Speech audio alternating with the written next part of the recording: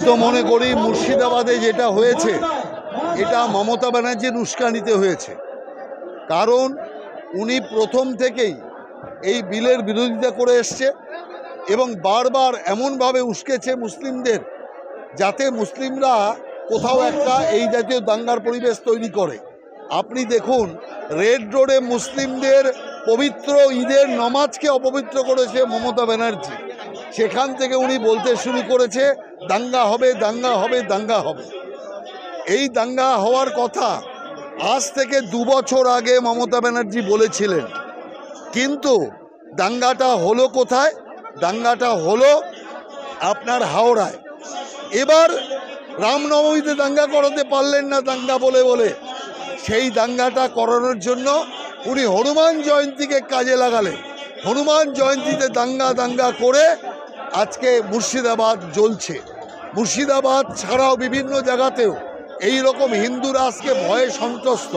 আমি মনে করি যে বাংলাদেশে যখন হিন্দুদের ওপর অত্যাচার হয়েছিল তখন মমতা ব্যানার্জি সেইভাবে প্রতিবাদ করেননি। আমরা এটাও দেখেছি কোনো মুসলিম সংগঠন বাংলাদেশের সংখ্যালঘুদের ওপর অত্যাচারের বিরুদ্ধে একবারও মুখ খোলেনি। অথচ এই দেশে কোনো সংখ্যালঘুর ওপর অত্যাচার হলে সবাই কিন্তু প্রতিবাদ করে। অর্থাৎ মমতা ব্যানার্জির রাজ্যে মুসলমানরা আজকে যেভাবে মৌলবাদী রূপে তারা নিজেদেরকে পরিগণিত করেছে, আমরা মনে করি হিন্দুর আজকে নিরাপত্তা নেই। যে কারণে মুর্শিদাবাদ থেকে হিন্দুদের পালিয়ে মালদায় গিয়ে আশ্রয় নিতে হচ্ছে। কাশ্মীরের ঘটনা এটা বলবো যে কাশ্মীরে এতদিন যখন রাষ্ট্রপতি শাসন চলছিল তখন কিন্তু কাশ্মীরে একটাও ঘটনা ঘটেনি। কাশ্মীর শান্ত ছিল। যেই মাত্র উগ্রপন্থীদের সমর্থক সরকার কাশ্মীরের গদিতে বসে গেছে মমতা ব্যানার্জির মতো, সেই কারণে কাশ্মীরে আজ আবার নতুন করে অশনি সংকেত দেখা যাচ্ছে।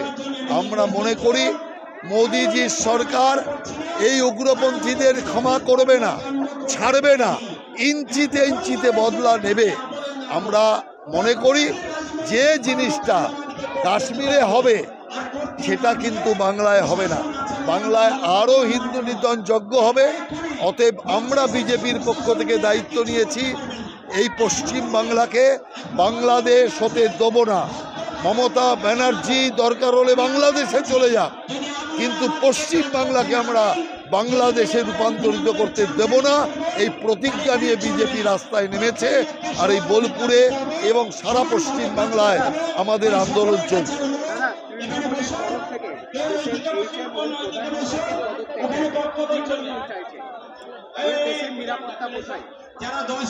যদি পদত্যাগ করতে হয় এক্ষুনি মমতা ব্যানার্জির পদত্যাগ করা উচিত। যদি পদত্যাগ করতে হয় এই রাজ্যে তৃণমূল সরকারকে পদত্যাগ করতে হবে। যারা 26,000 চাকরি পদ বিক্রি করে আজকে শিক্ষকদের পথে বসিয়েছে, শিক্ষাকে সর্বনাশ করে দিয়েছে, সেই রকম চোরেদের তো উচিত ছিল যদি লজ্জা থাকতো, কান কাটা না হতো, তাহলে পদত্যাগ করে দিত। আমি মনে করি একটা প্রবাদ আছে, কান কাটা যায় বাজারের মাঝখান দিয়ে। তৃণমূল কংগ্রেসের অবস্থাও তাই। সেই জন্য তৃণমূল কংগ্রেসের উচিত অবিলম্বে এই মন্ত্রিসভা থেকে পদত্যাগ করা এবং মমতা ব্যানার্জির উচিত যে মুখ্যমন্ত্রীত্বের পদ ছেড়ে সন্ন্যাস গ্রহণ করা।